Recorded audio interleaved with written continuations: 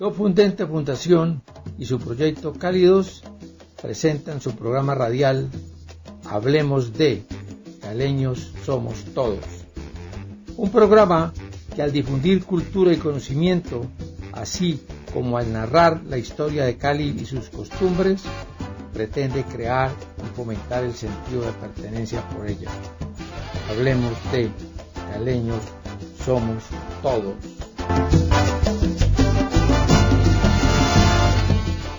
Bueno, muy buena tarde para todos nuestros amables oyentes. Una feliz tarde, un feliz fin de semana. Este fin de semana tenemos incluido el puente.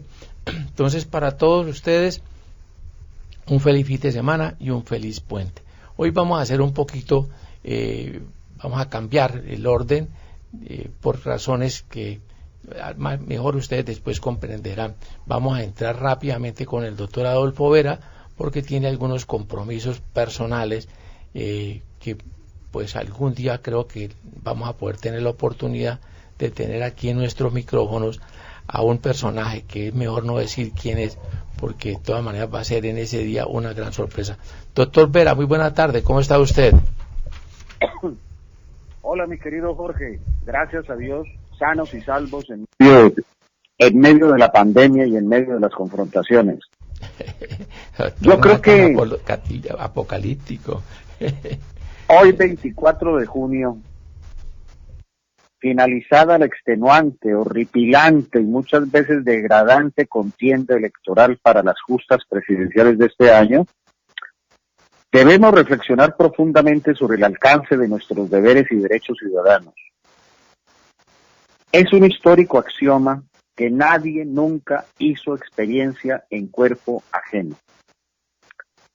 Los fenómenos políticos que se han ido sucediendo en el mundo, y muy especialmente en nuestro continente americano, no son episodios aislados o desconectados el uno del otro, ni surgen por generación espontánea en medio del caótico desempeño de tantos gobiernos desastrosos y desastrados, sufridos por tantos otros países que, como el nuestro, han padecido crónicamente el cáncer de la corrupción, el narcotráfico y las bandas criminales. Confiemos serenamente en que la inteligencia del nuevo presidente y su corte de funcionarios probos y sabios le signifiquen la refrendación de ese voto de confianza que le otorgó un 51% del electorado y que pueda sacudirse de varios elementos de esa guardia pretoriana que lo acompaña sin aportarle credibilidad y confianza. Que pueda hacer realidad para la Colombia nuestra esa Arcadia de prosperidad social, económica, intelectual, espiritual y saludable que nos merecemos y nos ha prometido. Dios nos guarde de una beligerante autocracia confiscatoria y vengativa. Necesitamos despolarizar las humanas contradicciones, generar más consensos que disensos y hermanar corazones en la búsqueda eterna de un equilibrio justo que elimine inequidades ancestrales. Ojalá no siga el camino equivocado de sus congéneres de Latinoamérica en sus fracasados proyectos de renovación y de cambio. Sin duda, vendrán tiempos difíciles, pero somos lo suficientemente inteligentes y resilientes para defender nuestro país y poder morir sin remordimientos al lado de nuestros pacientes. Creo en una propuesta absolutamente necesaria y lógica: desarmar los espíritus beligerantes, bajar la artillería verbal a su mínima expresión, generar afectos en la mitad de los disensos y desencuentros, hermanar propuestas de cambio real y factible que eliminen los horrorosos y tenebrosos días de la incertidumbre, restañar las heridas generadas por incendiarias posiciones o criterios antagónicos. Esa es la medicina natural que requerimos para conducir a nuestro país al sitial de honor que le corresponde en el ranking de las naciones más exitosas del planeta. Somos grandes y no nos hemos dado cuenta. La inteligente diatriba de nuestros contertulios alrededor de lo que el país concordante espera de nosotros como seres humanos pensantes, deliberantes y actuantes es absolutamente pertinente. No podemos ser oposición sí porque sí en los asuntos que requieren de acciones colectivas para beneficio del país nacional. Desescalamos el odio visceral por el otro que no es nuestro enemigo, sino nuestro contradictor, para crecer como sociedad plausible y posible en un mundo cada vez más polarizado y disruptivo. Vamos a trabajar, queridos hermanos, hombro a hombro, mano a mano, para que nuestro tránsito por este mundo propio sea menos doloroso, menos trágico y, comillas, más sabroso. Doctor, y huepaje. Bueno, de todas maneras no nos vamos a alargar porque yo sé de sus compromisos, pero lo único que sí nosotros le aceptamos de muy buena gana es su receta de la medicina natural. Yo creo que es la única manera que nosotros podemos salir adelante, sabiendo cuáles son nuestros deberes y cuáles son nuestros derechos, sabiendo de que nosotros no podemos ser parte de la corrupción porque los corruptos necesitan de alguien para poder hacerlo. Entonces, no ser nosotros partícipe de eso. También nosotros tenemos que desarmar, como usted bien lo dijo, nuestros espíritus, armarnos de amor y con eso completar su receta de la medicina natural. Muchas gracias, doctor, un abrazo. Sin duda alguna, mi querido Jorge, si a Petro le va bien, a Colombia le va mejor. Eso es correcto. Muchas gracias, trabajemos doctor. Hombro a hombro. Muchas gracias, feliz fin de semana, otro puente largo. Esconde el paraguas y para el patio. Ok, maestro. Un abrazo inmenso, doctor. Saludos a la Rebelde, por favor. Gracias a ti. Chao, chao.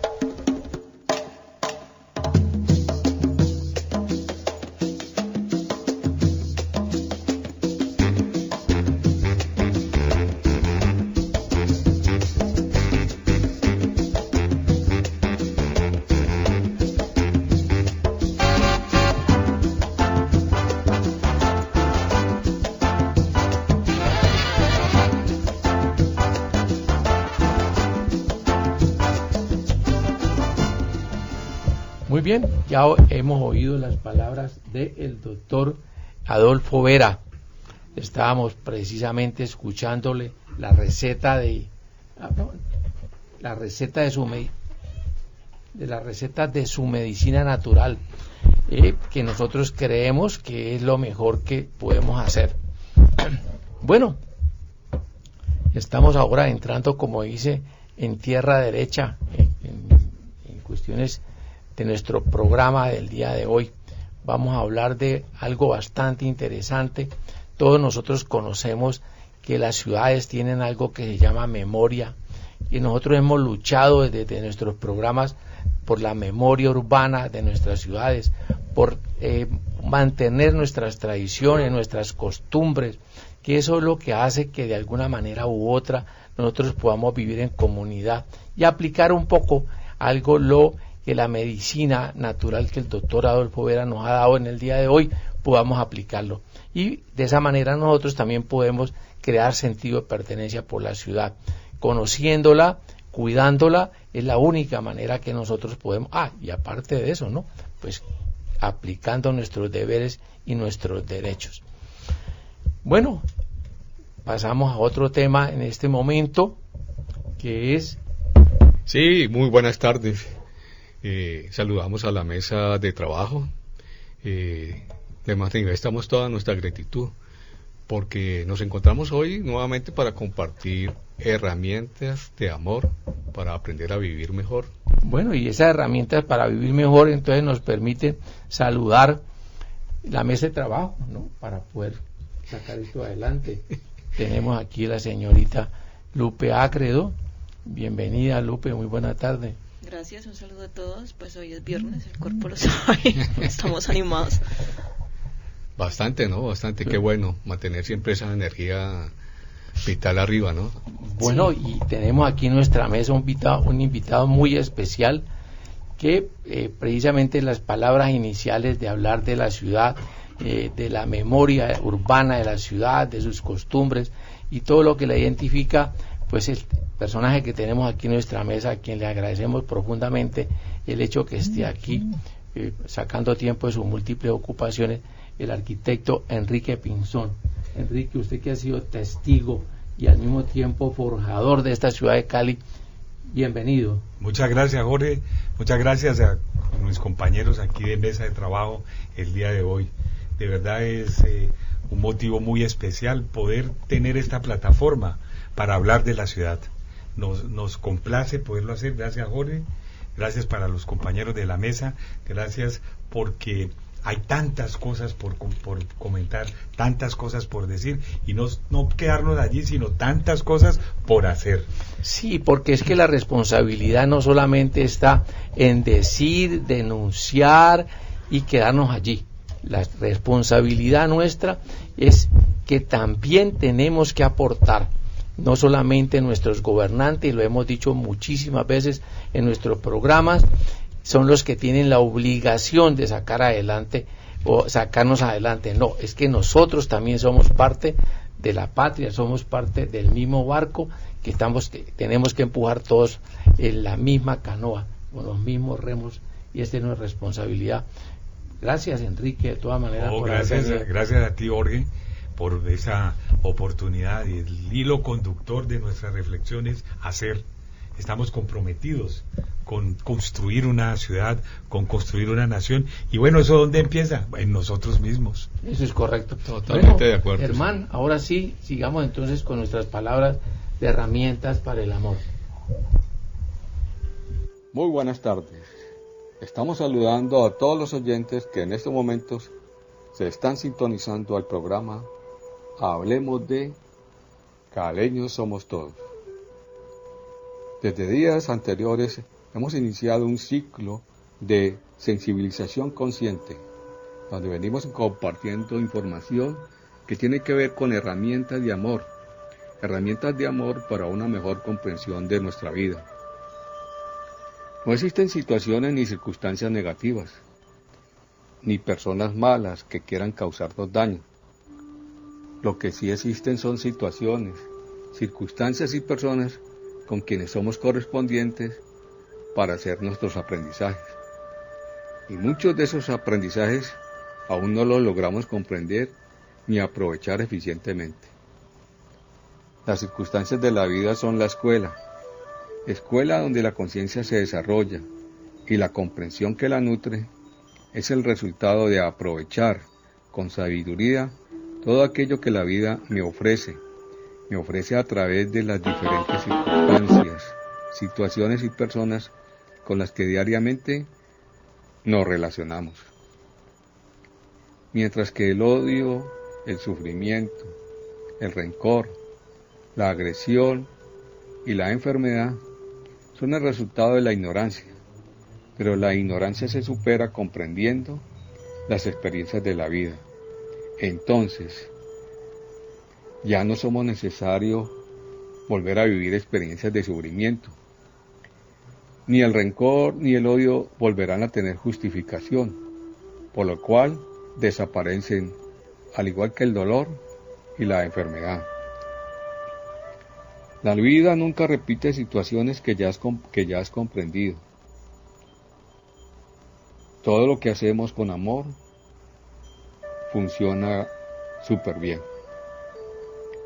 La comprensión me va dando la capacidad de utilizar las herramientas conscientes que permiten trascender todo nuestro destino personal. Las 7 herramientas de comprensión y la forma de utilizarlas en los eventos de nuestra vida es lo que vengo a compartir con ustedes. Esas 7 herramientas son aceptar, actuar, adaptarse, agradecer, asumir, respetar y valorar. Ahora 8 días iniciamos compartiendo aceptar. Aceptar nos invita a renunciar a cambiar a los demás y trabajar sobre mí mismo. Hoy vamos a hablar sobre actuar. Actuar es renunciar a agredir y actuar con serenidad y eficacia. Qué gran reto de esta segunda herramienta que nos invita a actuar con serenidad. Somos seres muy agresivos, muy conflictivos. Entonces, esto significa que frente a cualquier situación o circunstancia, por muy difícil que sea, lo único eficiente que realmente podamos hacer es comenzar a actuar con serenidad, haciendo lo mejor que puedo, con los elementos disponibles y renunciando a cualquier tipo de agresión, inculpación o culpa, tomando las medidas necesarias para que la vida continúe normalmente, sin manifestar ninguna reacción o alteración sentimental o emocional, independientemente si la situación tiene o no tiene solución.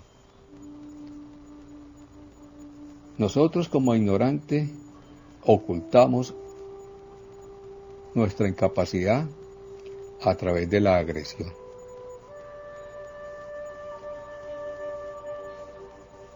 Manifiesto toda nuestra gratitud a todos los oyentes que en este momento se sintonizan y los invito para dentro de 8 días, donde estaremos compartiendo la tercera herramienta del amor, que trata de adaptarse.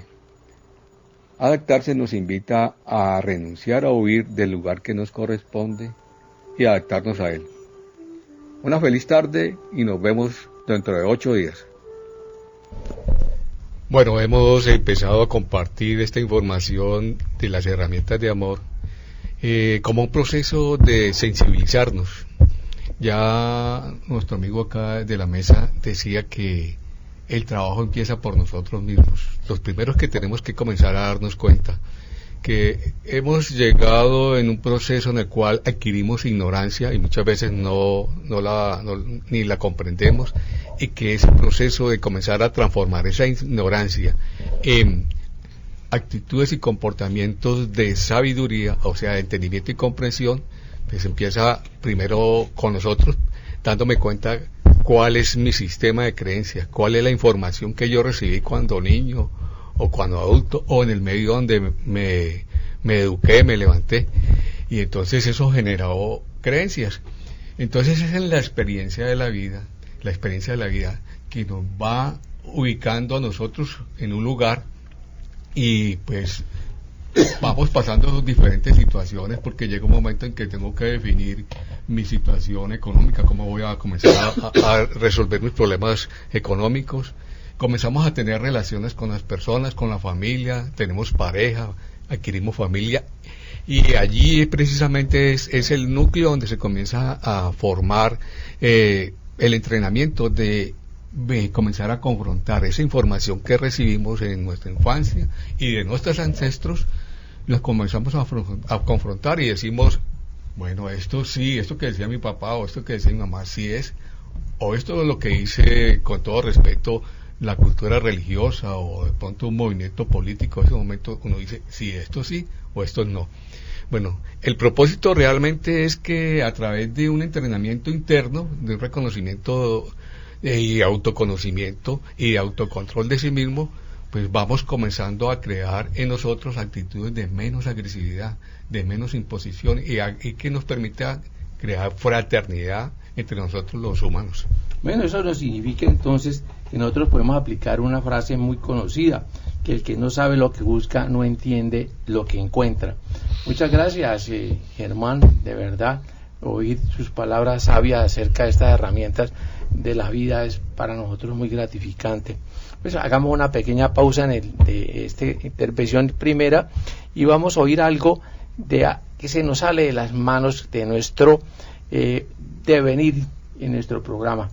Nosotros normalmente oímos aquí boleros, pero hoy vamos a pensar que vamos a oír tango. ¿Por qué razón? 2 razones sencillas. Una, primera, porque nuestro amigo Emilio Ortega nos lo ha pedido, y lo que pide Emilio se le complace. Entonces, hoy se cumple un aniversario más del fallecimiento, bueno, no sé si fallecimiento, sino el accidente de la muerte de Gardel, de Carlitos Gardel. ¿Y por qué hablamos también de Carlos Gardel? Porque Carlos Gardel era para Cali. Carlos Gardel se venía a presentar en el Teatro Jorge Isaac. Y en esa época, en el año 1935, un 24 de junio, ¿no? Es que estamos hoy, precisamente, la ruta era Bogotá, Medellín, Medellín, Cali. Entonces eso de que se presentó en Medellín y que Medellín tal cosa era que venía de paso para Cali. No queremos decir que Medellín es una ciudad de paso, ¿no? Es otra cosa. No, pues ojalá que fuera así. Ni de accidentes aéreos, ni ¿no? De accidentes, ni de otra clase de accidentes tampoco. Pero bueno, entonces hoy vi una cosa que me dejó preocupado, Enrique. La verdad voy a tratar de cortar esto, porque yo creo que es una opinión que también quisiera oír. Vi en estas cuestiones de la web un movimiento que decía Antioquia independiente. Esto es grave. El federalismo ha sido una teoría de ordenamiento en el país que ha tenido carreras en algunas épocas, y hoy pues simplemente digámosle un interrogante sobre si es o no una estrategia vigente y válida para el desarrollo de una nación como la nuestra, entendiendo que hay otros conceptos, que es el de la comprensión y la unidad. Exacto. Hay esas dos condiciones fundamentales para poder entender tantas cosas, y digamos hoy el territorio, pero son muchas más. Eso es cierto. Bueno, entonces continuemos entonces, que hacia el Teatro Jorge Isaac era donde venía el cantante Carlos Gardel. Por esa razón, el Teatro Jorge Isaac, dentro del mundo artístico, es un teatro supremamente apetecido, porque dicen que si ahí se iba a presentar Gardel era porque el teatro era bueno. Entonces, indudablemente, yo creo, Enrique, si no estoy mal, ves que a mí me recañan por cuando empiezo a tutear a la gente, pero pues que yo conozco al arquitecto Enrique Pinzón. Déjalo allí, no va a decir cuántos años atrás. Déjalo allí, Jorge. ¿Usted participó en esta cuestión de la remodelación del Teatro Jorge Isaac? No, sí, Miguel Birmacher y algunos, Daniel Acevedo, compañeros nuestros de la Facultad de la Recuperación. Eso fue un proceso arquitectónico, de tratamientos acústicos, etcétera, que valoraba, por supuesto, la condición ya de la estructura básica que existía y que continúa existiendo, pues. ¿Eso era liderado por José Pardo Llada, ese proceso? No recuerdo. ¿Quién era el responsable de ese? No, la verdad ya a esta edad, Jorge, hay cosas que no ahora sí, que no nos obligan, que no nos obligan. Digamos que los testigos están allí, las edificaciones allí están, pero muy importante, hay en Cali una serie de estructuras que tienen historia y que necesitamos conservar. La memoria urbana en nuestra ciudad. Quiero decirle que el Teatro Jorge Isaac fue un teatro que se construyó después de que enseguida el Teatro Jorge Isaac había un teatro donde un cinematógrafo que se llamaba el Teatro Moderno, se quema el Teatro Moderno, y entonces después de esto una familia, Bomer, creo que se llamaba Bomer, bueno, creo que se llamaba Bomer, hace el Teatro Jorge Isaac. Entonces nace de un incendio, como el Teatro Municipal también nace de un incendio, porque el primer teatro de Cali se quema y entonces después hace el Teatro Municipal. Pero entonces oigamos, Leonardo, el tango de Adiós Muchachos. Bueno, oímos el tango Adiós Muchachos, que letra es del señor César Felipe Bedoni, en la voz de Carlos Gardel, el dorsal criollo, no era que le decían el morocho de alabastro. Bueno, Enrique, ya habíamos hablado otros temas, pues que un preámbulo, pero estábamos tocando el tema del Jorge Isaac, y tú tenías una anécdota interesantísima sobre eso. Y muy recordado esta anécdota, porque un arquitecto compañero que participaba en la construcción del edificio de Seguros Bolívar, al lado pues del Teatro Jorge Isaacs. Le tocó acompañar en la ambulancia a un hombre que estaba jugando billar en una de las edificaciones al lado de esta construcción, y por algún accidente de esos de obra, pues el piso se perdió y se desfondó, el tipo cayó al fondo y quedó pues desmayado. Lo montaron en la ambulancia y lo llevaron, y el cuento es este: qué problema tan grande quitarle el taco de la mano a este hombre en la ambulancia, porque era el único pedazo de tierra que le quedaba.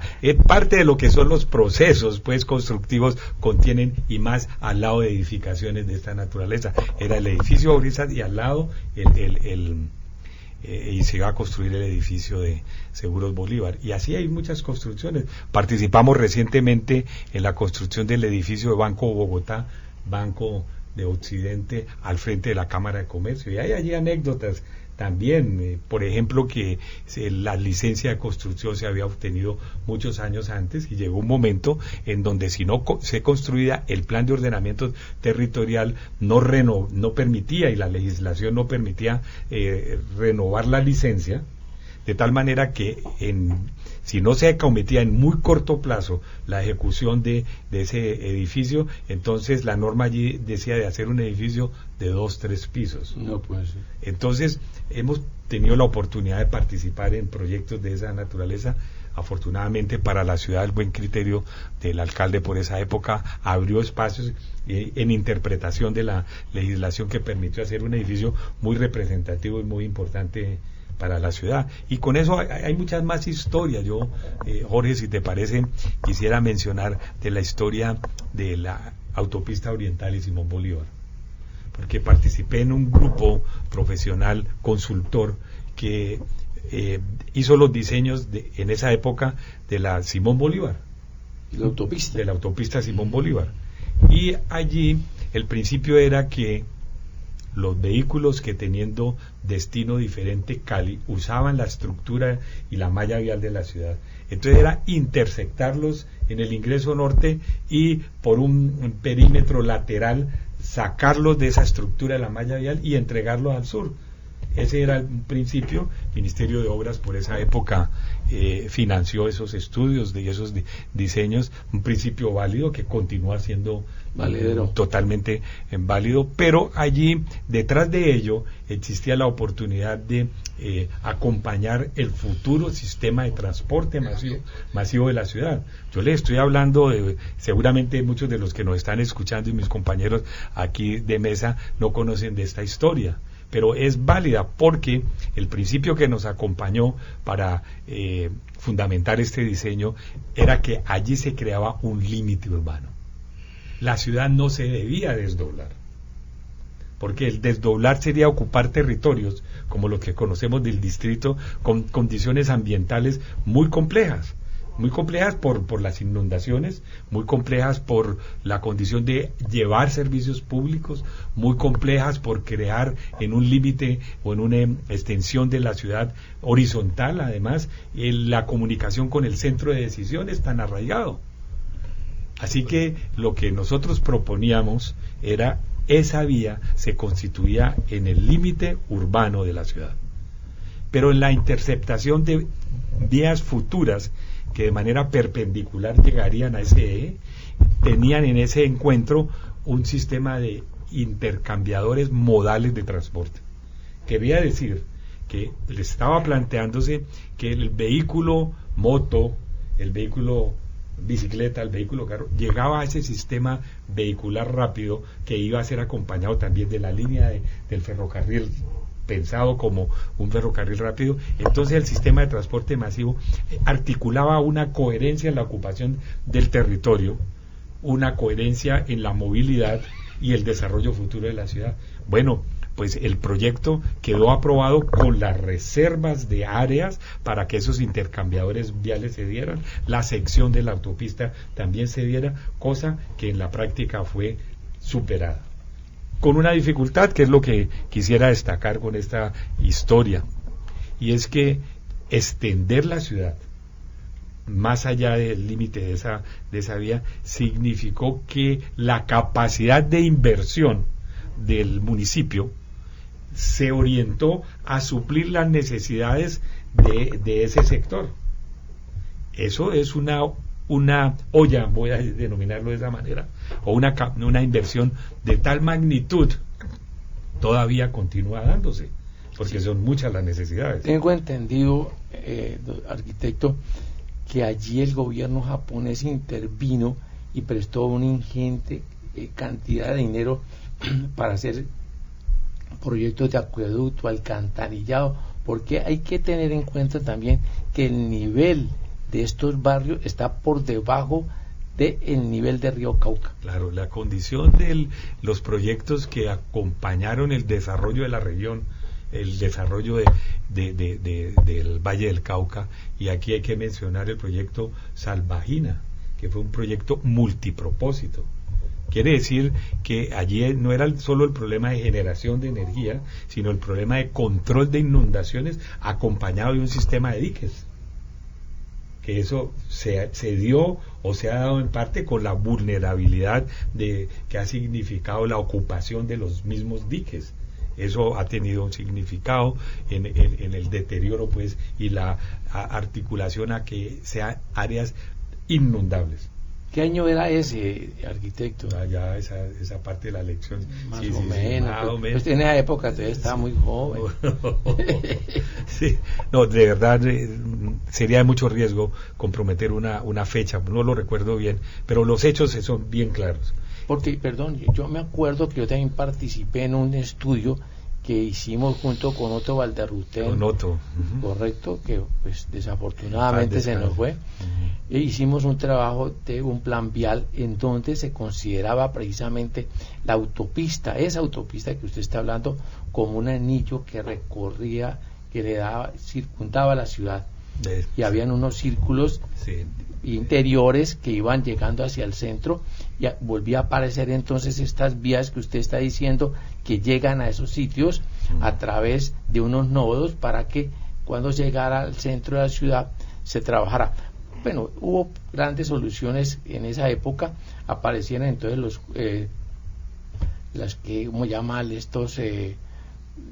Las partes redondas que hay, las grandes glorietas rotatorias que hay varias de la ciudad todavía existen allí. Correcto. Pero yo quiero, usted se me saltó así, del centro se me fue para la periferia. Entonces, pero cuando usted estaba hablando del Banco de Bogotá, yo quiero que hablemos de algo muy particular allí, porque allí hay un edificio, la Cámara de Comercio, el edificio Colombia, el Banco de Bogotá, el Banco de Occidente y el Banco de la República. Correcto, son edificios que han sido diseñados o fueron diseñados todos por Manolo Lago. Y todos tienen exactamente la misma altura, porque él consideraba que allí, en ese sitio, en esa esquina, debería de haber una plaza que en este momento está trunca porque no se ha hecho el edificio, que también creo que es de un banco o era para un banco. Y esas condiciones se podrían dañar ahora con el nuevo plan. A ver, no, yo creo que están vigentes. Estás hablando de un predio disponible que fue de la familia Correa, de la familia Correa Holguín. Bueno, el tema allí es para enrutarnos por anécdotas que son muy interesantes. Sí, Manolo Lago fue el diseñador Banco República, Banco de Occidente, Cámara de Comercio, edificio Banco Bogotá, Banco de Occidente. Y la anécdota apunta que cuando excavamos para este último edificio Banco Bogotá, Banco de Occidente, hubo un momento en donde pues la condición del comportamiento de las aguas hicieron una inundación en ese predio. Un sábado, visitando la obra, tomamos unas fotografías de esa condición, pero nos encontramos en el resultado de la fotografía que se reflejaban, por reflejo, estaban en ese cuerpo de agua de la inundación del lote de Banco Bogotá, Banco de Occidente, se reflejaban los edificios Cámara de Comercio y el otro el Banco de Occidente. Es una foto espectacular. Nosotros la tomamos y yo se la envié a Manolo. Manolo, mira las maravillas de los fenómenos de la naturaleza, y me llamó llorando. te quiero decir que llorando, es decir, no puedo creer, no te imaginas la emoción que siento de ver en este fenómeno edificios que he diseñado. Es una anécdota que me parece muy linda, porque es que reflejar allí la condición de esos edificios es interesante. Allí hay la oportunidad e hicimos planteamientos de ello, de que allí, al estar bancos, al estar instituciones como la Cámara de Comercio, el Centro Financiero de Cali, que no debería llamarse así, cuando lo empezamos a plantear, hablábamos de la esquina de la región pacífica es Cali, y entonces era la esquina de un centro financiero de la región pacífica, debe tener una proyección muchísimo mayor, y él además con una condición, digamos, del ordenamiento territorial, ahí es el acceso al centro de la ciudad, la puerta la puerta al centro de la ciudad. Por eso logramos que el grabado que tiene el pavimento pues del bulevar, darle la vuelta y subirlo por lo menos hasta la esquina de la Cámara de Comercio. Se siente además, ¿no? Era para darle continuidad. Eso no estaba en el proyecto, pero se logró que estos bancos hicieran esa donación para la ciudad. Bueno, esto es un tema de arquitectura, no sé si lo que estemos hablando nosotros en este momento, pues esa parte de lo que voy a preguntar. Enrique, el negar la entrada sobre el bulevar al edificio era para darle importancia a la plaza que se había pensado que iban a construir allí. Por eso inclusive entonces en el banco, en el edificio Colombia, también la entrada al edificio Colombia está entonces sobre la segunda, ¿es esa? Sí, ahí el tema tiene una discusión que en algún momento en un foro en la Universidad del Valle pues fue muy criticado, y con buen sentido, de que el edificio es imponente en la proximidad sobre el bulevar y la plazoleta está en la zona posterior. Uh-huh. Tiene un sentido pragmático, que puedo decir afortunado entre comillas, es que si el edificio no se levantaba de manera inmediata y se reconsideraba el diseño, ya no era edificio. Lo que he mencionado, los tres pisos. Entonces era una decisión heroica: o se hace el edificio y la plazoleta se hace en la zona posterior, o no hay edificio y tampoco hay plazoleta. Tengo que ser pues muy claro. Se logró que la curaduría aprobara bajo una condición de rendimiento del proceso constructivo, de que entonces la licencia iba a tener esa vigencia, y si en un periodo X no estaba el 50% de la capacidad de soporte de la estructura resuelta, entonces se perdía la oportunidad de la licencia. Así que el reto era hacer el hueco. Ahí estamos 3 sótanos y medio por debajo 2 sótanos y medio por debajo de la cota del hundimiento del bulevar. Trabajo impresionante. Sí, es un trabajo muy afortunado, porque durante el proceso constructivo se tomaron todas las precauciones para las captaciones de agua, para que no fuera a resultar vulnerado el hundimiento que ya estaba en su estructura conformado cuando hicimos el edificio. Yo no sé si pasamos a lo que usted está diciendo, precisamente eso de manejar las aguas del río. ¿Es el mismo problema que hay entonces en el lote de la Plaza de Toros? ¿El lote de la Plaza de Palmira o el de Cali? No, el de Cali. Es que hay problemas del agua, sí, por el río Cañaveralejo. Pero en la Plaza de Toros de Palmira es otro tema. Pero bueno, el manejo de las escorrentías definitivamente es un reto de la arquitectura y la ingeniería. Hay que tener unos sistemas de captación de agua. Hago esta anécdota. Tuve la oportunidad de participar en la construcción de algunos edificios en Bogotá, y hay allí muchos edificios en donde el bombeo de aguas subterráneas es permanente. Entonces hay un sistema de bombas que todo el tiempo están haciendo eyección de esa agua. Y hay una anécdota muy famosa que se los quiero comentar. Los fundadores de Bogotá pues pasaron allí y simplemente dijeron: vamos a hacer un cambuchito mientras pasa este aguacero. Y van y el aguacero sigue y ya van como 10 millones de habitantes. Es que como dice también una anécdota que en Bogotá tiene 2 climas, ¿no? uno que está lloviendo y el otro que va a llover. Sí, Entonces, sí. Es una vaina bien interesante. Bueno, démosle un breve oportunidad a nuestra historiadora de la mesa, para que nos hable entonces de algo que está muy cerca a lo que estamos hablando nosotros en este momento, que es la Iglesia de la Merced. Un saludo para Emilio, para Leonardo Fabio, para don Jorge y bueno, ante todo a los oyentes que están en este momento en sintonía con nosotros. Les quiero decir que bienvenidos aquí al programa de Mi Ciudad, una mirada histórica, un programa de Cálidos y do Fundente Fundación.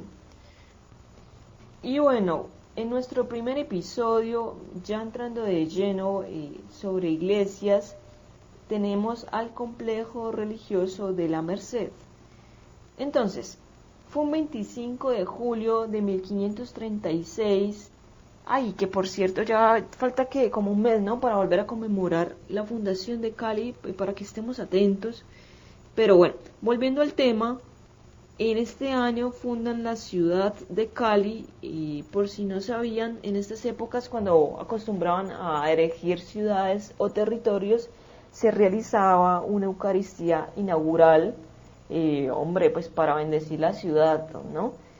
Cali obviamente no es la excepción, entonces esta misa es realizada por Fray Santos, y bueno, yo le digo el nombre porque el tipo, el sacerdote, era como la mano derecha y uno de los confesores, si no es el confesor personal de de Sebastián de Belalcázar en esta época. Entonces todos asisten aquí a esta celebración. Lo curioso es que la misa se hace en un terreno yermo y no en un establecimiento, porque para esa época la Merced no estaba construida ni capilla ni nada. No es sino hasta 1540-41, hasta 1544, que empiezan a edificar la iglesia central. Posteriormente a eso, como es común, van a haber reformas de índole ya sea ambiental o estructural. Por ejemplo, en 1678 se construye una capilla contigua.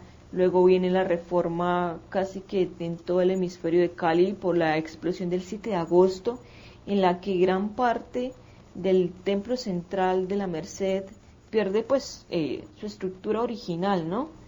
A partir de ahí ya los cambios son muy pocos. Y bueno, para ir terminando aquí este aporte, digamos que en actualidad el complejo está conformado por la iglesia central, dedicada a Nuestra Señora de la Merced. Por cierto que Nuestra Señora de la Merced es como la patrona de toda la ciudad de Cali. Las capillas auxiliares, hay una, la del lado, esperen un momento, izquierdo, que está dedicada a Nuestra Señora de los Remedios, y la otra capilla más pequeña está dedicada al Cristo de Letrán. Adicionalmente, y para que vayan a visitarlo por favor, está el Museo Arqueológico, que contiene cerámicas de las culturas Quimbaya, Calima, Tolima, Tierra Adentro. También está el Museo de Arte Religioso, que, tiene un arte colonial precioso y quiteño, para que no se lo pierdan. Y por último está el convento. Anteriormente, digamos que la construcción de la Merced debe su nombre también a la Orden de los Mercedarios, pero el convento en actualidad está ocupado por las monjas agustinas recoletas y es catalogado como monumento nacional desde 1975. Y ya con este aporte los dejo. Muchas gracias aquí a todos en la mesa de trabajo. No sé si tienen preguntas o qué sé yo. Gracias. Bueno, preguntas sí tenemos, Lupe. De todas maneras, usted forma parte del ADN, de la declaración de renta, todo lo que tiene esta mesa. Entonces esa pregunta la vamos a hacer después, porque en realidad de verdad estamos en un tema bastante interesante, y yo creo que al arquitecto Enrique le quedó, vamos a decir, la conclusión del programa, y no de la reflexión. Una reflexión. Pero aquí entre ustedes y Jorge y los de la mesa, pues no es la única parte donde le interrumpen a uno los mensajes. En mi casa suele suceder. Pero, con mucha frecuencia. Con alguna frecuencia. Pero bueno, el tema es el siguiente. Estábamos enfocados para mostrar cómo el planteamiento en términos de ordenamiento territorial buscaba que esa zona baja, con dificultades en procesos de urbanización, pues quedara contenida por esa vía, de tal manera que el desdoblamiento de la ciudad no se diera y la ciudad tuviera la oportunidad de inversión pues en la parte en el alta existente. No se dio, pero el Estado volcó su capacidad de inversión hacia esa zona para hacer la urbanización y protocolizar las sucesivas invasiones. Esa capacidad de inversión en ese sector le quitó oportunidad de inversión al resto de la ciudad. Puedo utilizar conceptos descriptivos simplemente para decir ese protocolo de invasiones, ese protocolo de ese gran tugurio, lo voy a llamar de esa manera, ayudó a generar en el resto de la ciudad, en la parte superior, otro gran tugurio, porque la inversión no se completaba en el distrito ni en la ciudad se realizó. Resultante, lo vivimos hoy. Cali perdió condiciones en su desarrollo porque se constituyó, entonces voy a utilizar un término peyorativo, por favor me disculpan, es simplemente con el sentido de describir un gran tugurio. Comparémoslo con otras ciudades, comparémoslo con Medellín, comparémoslo con Bucaramanga, comparémoslo con Barranquilla hoy. Es impresionante la limitación que nosotros hemos tenido, y anécdotas existe, por ejemplo, cuando planteamos el Parque del Cristo y el desarrollo del cable. Mire, la anécdota es ya que hablé de Medellín, cuando hicimos los planteamientos preliminares, eso tiene pues otra historia que podemos ampliar, pero particularmente en crear el cable, que era la manera de llevar gente desde la parte baja de la ciudad al Parque del Cristo, dijimos, el sistema es un cable. Y como había algunos avances de ese tema en Medellín, hicimos contacto con alguna empresa de Medellín. Pues mire, estos señores, danos números, me decían, danos números del volumen de utilización para nosotros mirar la rentabilidad. Por supuesto no había ninguna historia, generamos unos modelos con unos números básicos y les dimos, eso puede ser de esta magnitud.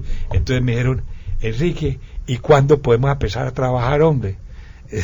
Ellos estuvieron inmediatamente dispuestos a hacer la inversión. La historia apunta a que presentamos pues a la empresa de transporte masivo, al mío, esta idea con un planteamiento: si Cali no hace el cable, los paisas van a venir a hacer el cable en Cali. Nosotros estamos limitados. Nuestra limitación, no voy a entrar a especular de cuál es la razón, pero existen muchas razones que nos han frenado en la oportunidad geopolíticas que tiene esta región, que tiene esta ciudad. Nosotros la hemos perdido. Y como decíamos al inicio, ¿en dónde empieza la construcción? Es haciendo. ¿Y con quién empieza? Con nosotros. Total.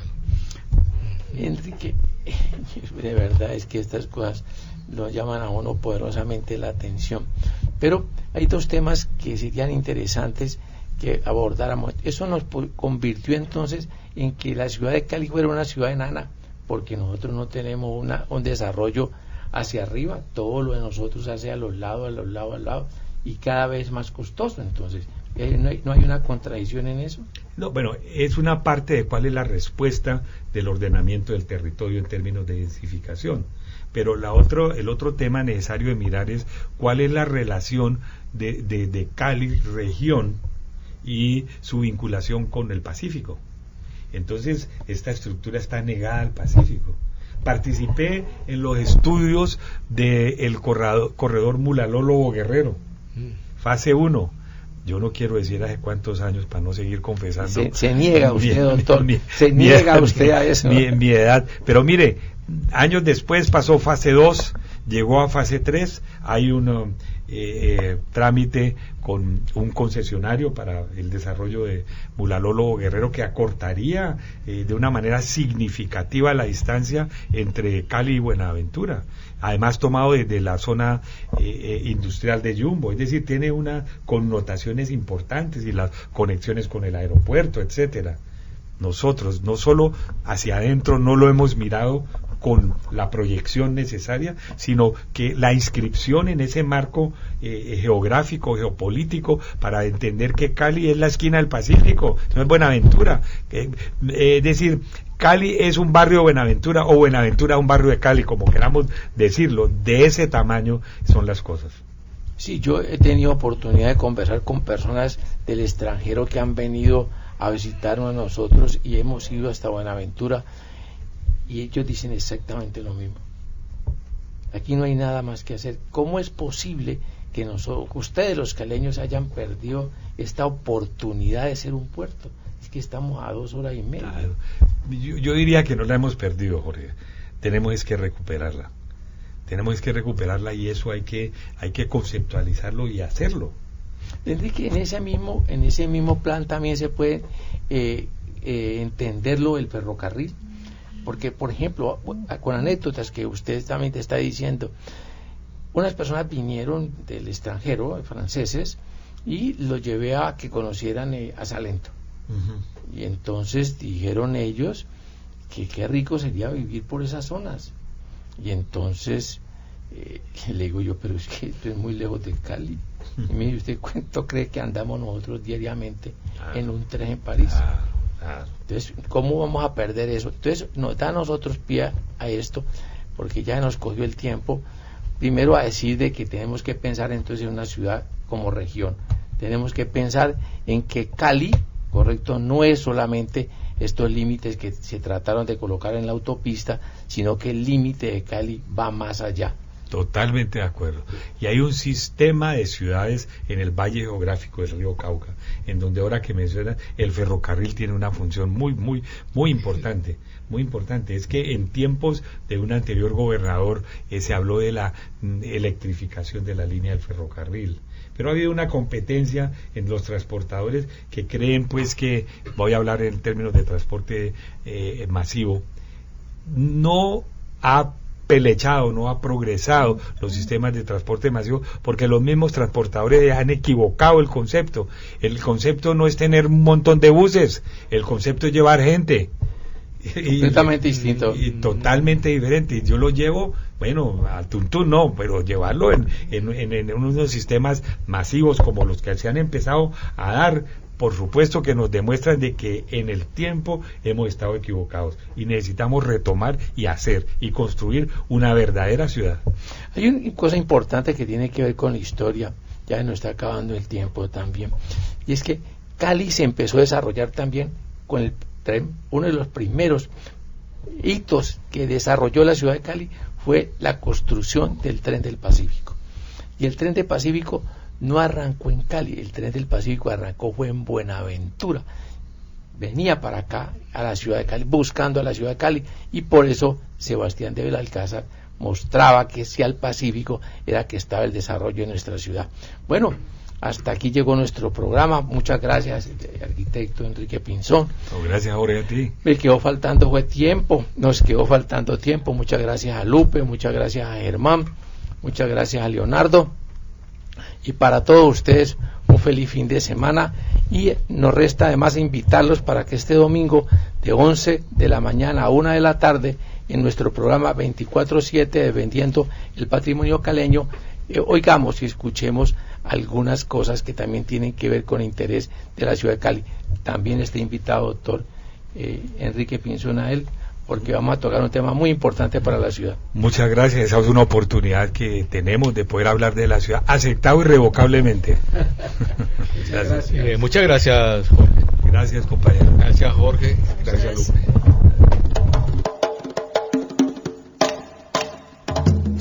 Sonora 1500 y Do Fundente Fundación y su proyecto Cálidos presentaron su programa radial Hablemos de Caleños Somos Todos.